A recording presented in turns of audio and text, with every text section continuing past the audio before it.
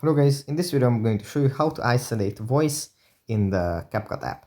But before that, don't forget to subscribe, leave a comment down below, because at 10,000 subscribers I'm going to show you my whole YouTube revenue statistics and growth strategy. So without further ado, let's just jump right into it. First we have to open up the CapCut app, and here it opens up in the edit menu.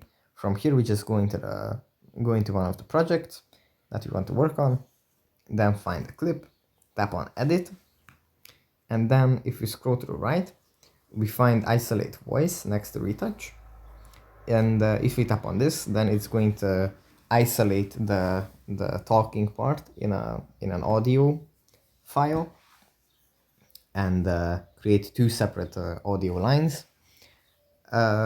Currently I can't use this with a picture, but if you have a video or a I don't know, song that you want to edit, then you can use this. So yeah, that's pretty much it for this video. Hope it was helpful for you guys, and I'll see you in the next one. Bye.